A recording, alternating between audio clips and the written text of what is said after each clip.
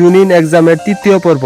টাওয়ারের ভেতরকার পরিবেশ তখন থমথমে। একের পর এক শক্তিশালী নিনজারা তাদের দক্ষতা প্রমাণ করছে, কিন্তু যখন স্ক্রিনে দুটি নাম ভেসে উঠল তখন পুরো হলের বাতাস যেন ভারী হয়ে গেল। একদিকে হিউগা মেইন ব্রাঞ্চের উত্তরের দিকেরই শান্তটা নেজি হিউগা। এ লড়াই শুধু দুজন নিনজার ছিল না, এটি ছিল হিউগা বংশের। এক পর্যায়ে নেজি হিউগা বলে, হেনাটা, তোমার জন্য ভালো হবে তুমি লড়াই শুরু করার আগে হাল ছেড়ে দাও।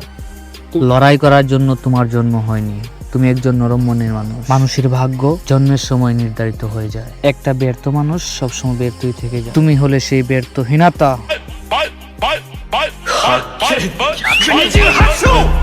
নিজে আমি নিজেকে বদলে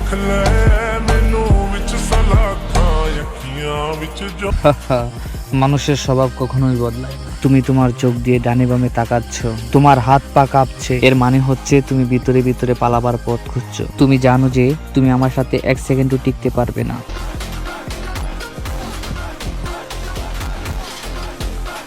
নেজির প্রতিটি কথা তীরের মতো হিনাতার বুকে বেঁধেছিল। যখন হিনাতা প্রায় ভেঙে পড়ছিল, ঠিক তখনই গ্যালারি থেকে ভেসে এলো সেই পরিচিত গলার চিৎকার। ওই হিনাতা, তুমি ওর ফালতু কথায় কান দিও না, ভয় পেও না, তুমি ওকে দেখিয়ে দাও তুমি কতটা শক্তিশালী। নারুতোর এই ডাক যেন জাদুর মতো কাজ করলো। হিনাতার চোখে ভয়ের বদলে ফুটে উঠল এক দৃঢ় সংকল্প।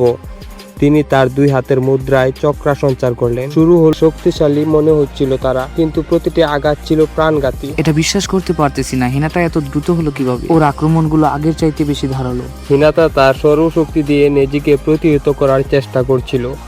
তিনি জানতেন নেজি একজন জিনিয়াস, কিন্তু আজ তিনি নিজেকে বীরু পরিচয় মুছে ফেলতে মরিয়া। হিনাতা, আমি যে রাগ আর ঘৃণা এতটাই বেড়ে গিয়েছিল যে তিনি নিজের বোনকেও দ্বিধা করতেন না। হিনাতা মাটিতে করে নারুতোর মনে। নারুতো উপর থেকে বলে, নেজি, আমি শপথ করেছি পরবর্তী ম্যাচে আমি তোমাকে হারাবই। ভাগ্যের দোহাই দিয়ে তুমি আর কাউকে ছোট করতে পারবে না। হিনাতা বনাম নেজি। আর আপনারা যদি সেই পর্বটি দেখতে চান তাহলে কমেন্টে লিখুন নেজি ভার্সেস নারুতো।